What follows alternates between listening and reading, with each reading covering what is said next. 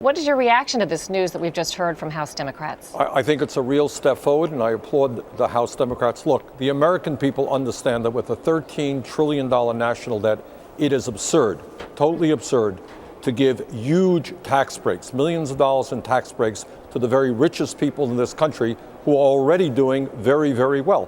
What we need to do is to extend unemployment benefits for the 2 million workers who are about to lose them and make sure that 98% of Americans, the middle class, are able to get an extension of their tax breaks as well. That's what we've got to do. Is this deal now dead, or can House Democrats be urged somehow to change their mind?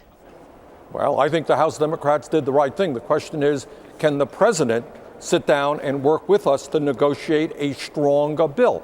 Look, if I'm a conservative out there, and I'm not a conservative, I wonder why we should be driving up the national debt substantially so that our kids and our grandchildren are going to have to pay higher taxes in order to give tax breaks for millionaires and billionaires who in recent years have been doing phenomenally well. They don't need these tax breaks. You mentioned unemployment. The deal itself was extending tax cuts, including for the wealthiest, in exchange for extending the unemployment benefits.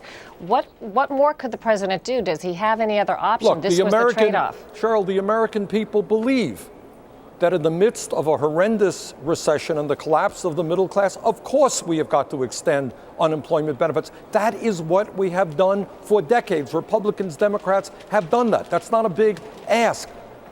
Almost everybody in America understands that we've got to extend tax breaks for the middle class. Very few people, to my mind, think that it is sensible to give tax breaks to billionaires. And furthermore, let me say this. While these extensions of tax breaks for the very rich are for 2 years, there are a lot of us who believe that 2 years from now they're going to be extended again and again and maybe even made permanent. On top of that, you have a disastrous proposal regarding the estate tax, substantially lowering the estate tax, which only benefits the top 0.3%. 99.7% of the people are not affected. This is a giveaway to the very richest of the rich.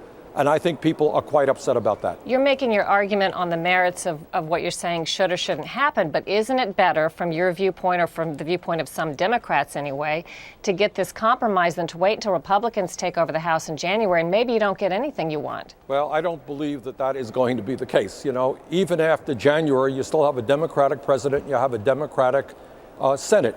And I think when you have the American people behind you, as we do right now, I think you got a lot of conservatives who don't want to drive up the national debt. I think you got ordinary Americans are behind us on this issue. We've got 3 weeks left in this year to take the fight to the American people. Let's start putting pressure on a handful of Republicans and say to those Republicans, you talk about a high deficit and a national debt. Why do you want to raise that in order to give tax breaks to billionaires? We've got to put pressure on them for a change, rather than our side just compromising all of the time. Senator Bernie Sanders, thanks for giving us your perspective on this developing story there today on Capitol Hill. Thank you, Cheryl.